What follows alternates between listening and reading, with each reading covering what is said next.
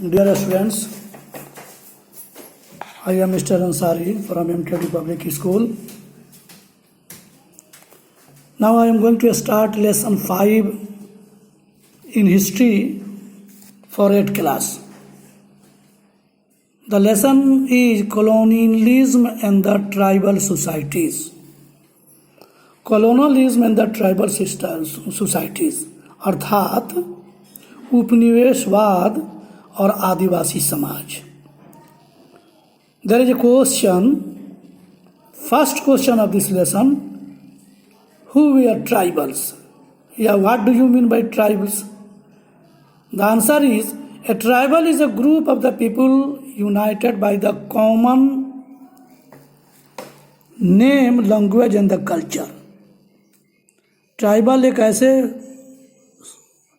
संयुक्त समूह का नाम है जिनकी भाषा और जिनकी संस्कृति अलग होती है. India has been home to several tribes like the Khonds and the Khasis. Bharat में बहुत किस्म के ट्राइबल्स पाए जाते हैं जैसे कि खोंड, खसीस इत्यादि. The first topic is the change in the tribal life. What was the style of the tribal's life? Yeah, describe the main features of the tribal's life. It is the question, and here is the answer. The tribal people shared in an intimate relationship with the forest, with the what was linked with their very existence.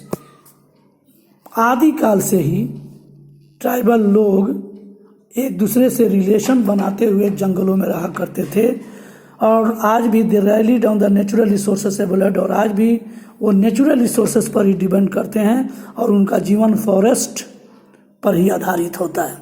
Tribal society and their own customs, rituals and the belief.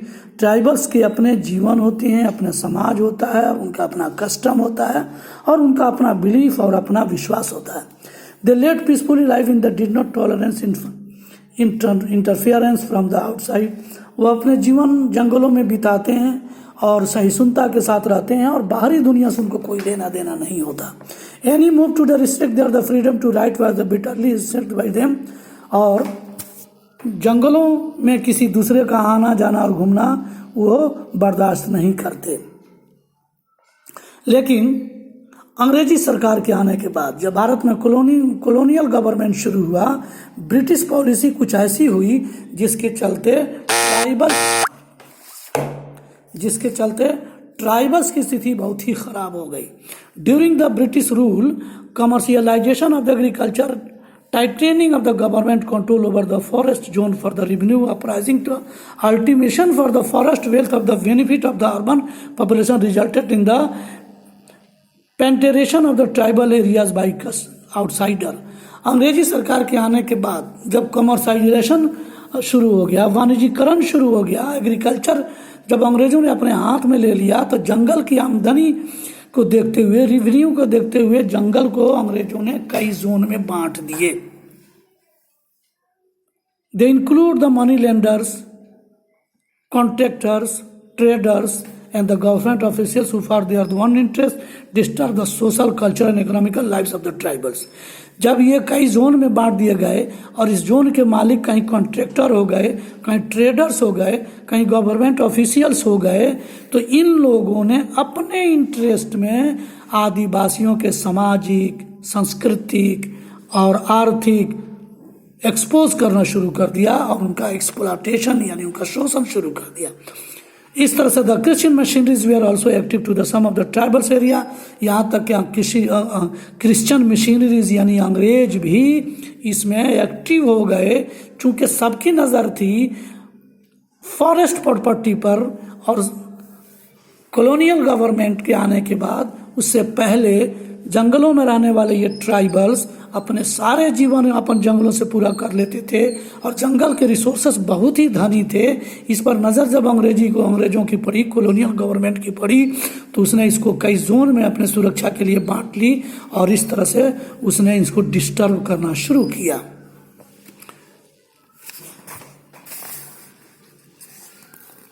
लेकिन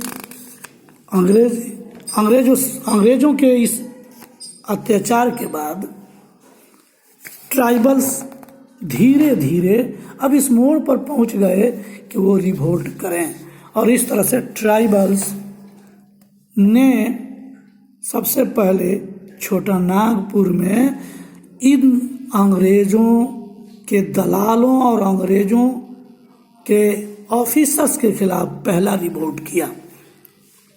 the Kolarians tribe of the Chota Nagpur was ruled by the petty chieftains.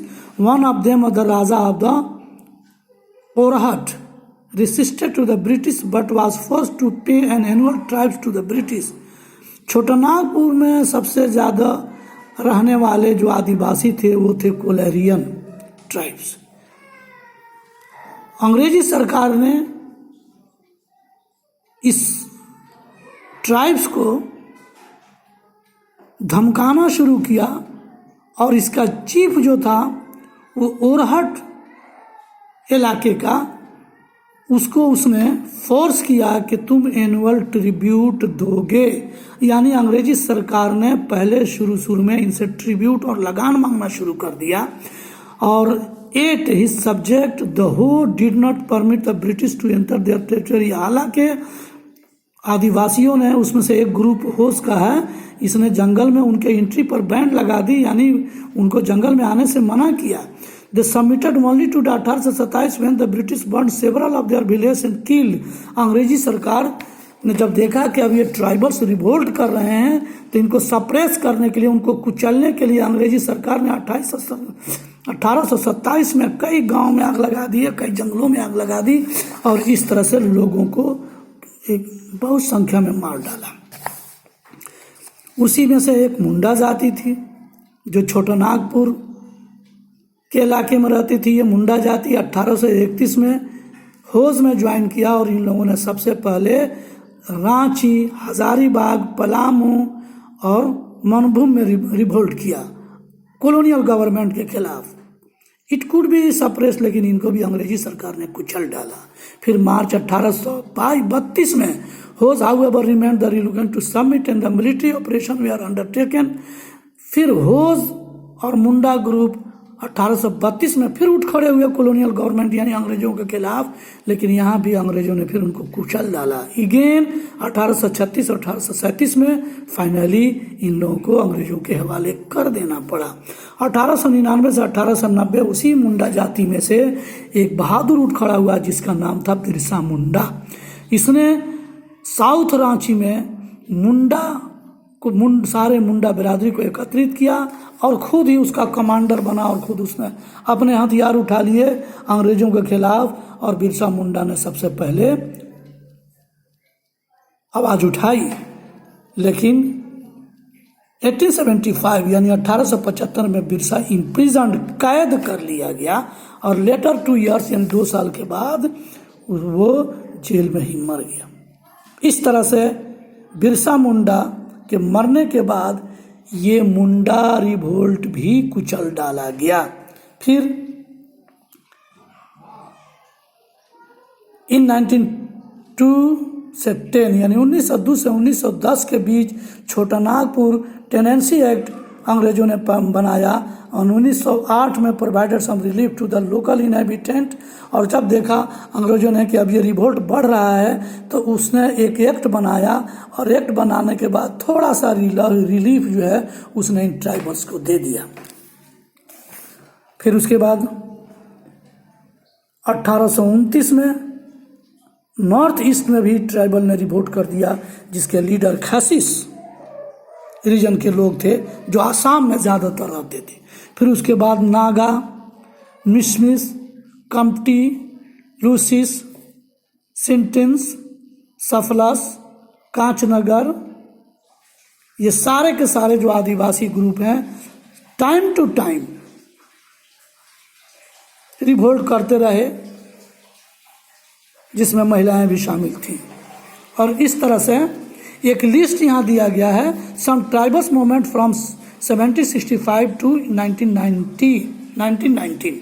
ये list यहाँ दिया गया है, जो list जो है मैं बता रहा हूँ पढ़ करके कि 1765 से लेके 1919 तक किस एरिया में किस साल में कौन कौन ट्राइबल्स थे।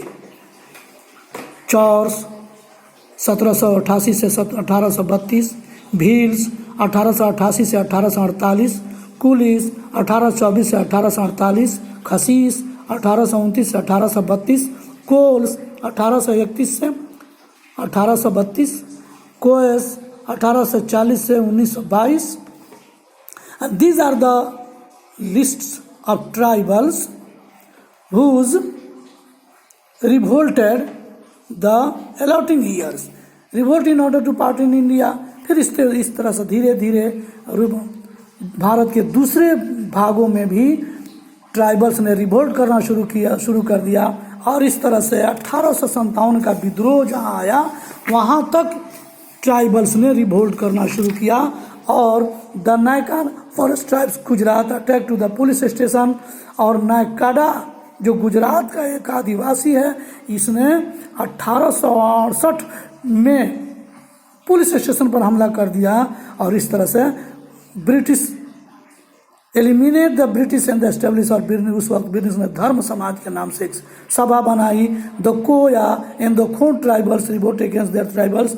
और फिर कोया और खोंड ने भी अंग्रेजों के खिलाफ जो है ना अपने प्रोटेक्शन के लिए रिवोल्ट किया.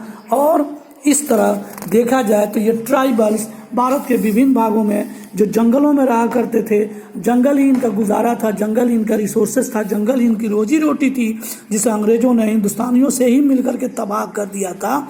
और इस तरह से रिवोल्ट शुरू हुआ और इस तरह से अंग्रेजी सरकार ने इन ट्राइबल्स को कुचलने के लिए भरपूर प्रयत्न किया और लाखों की तादाद में ये ट्राइबल्स मारे गए.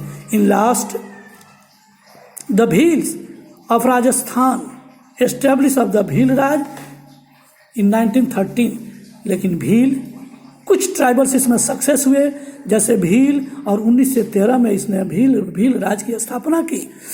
The Rampa region north of the Godavari river western the guerrilla war between the English and the semi tribals.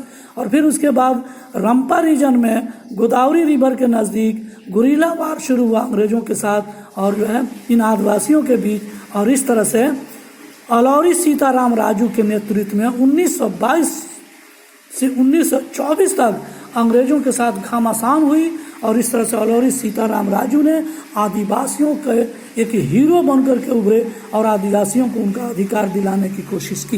At large the cause of the tribal resentment, आखिर इसका नतीजा क्या निकला? At large number of the tribals revolt took place during the British rule. अंग्रेजी सरकार में tribals ने अंग्रेजों के खिलाफ काफ़ी कोशिश की और इस तरह से अपनी जान भी गंवाई. और आखिरकार the primary grievances of the tribals people are almost every place by the interference in the cultural and the economical lives by the people of the plans of the और ब्रिटिश.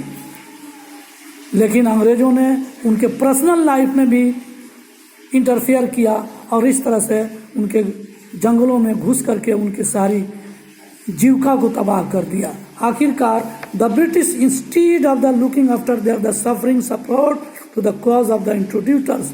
और इस तरह से अंग्रेज़ों को भी ये एहसास हुआ कि ट्राइबल्स के मिले बिना हम उन पर कब्जा नहीं कर सकते हैं. तो कुछ ट्राइबल्स को उसने अपने साथ लाने की कोशिश की. None of these revolt succeed, लेकिन उन्हीं के साथ मिलने की वजह से ये ट्राइबल्स रिवोल्ट सक्सेस नहीं हो सका.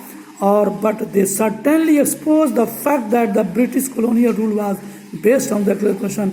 और इस तरह से अंग्रेजों की नीयत मारने की नहीं, लूटने की थी. और इस तरह से उसने जंगलों की वो सारी संपत्ति, जंगल की वो जो सारे रिसोर्सेज जो आराम से ट्राइबल्स अपना जीवन यापन करते थे उसका उसने एक्सप्लोट किया.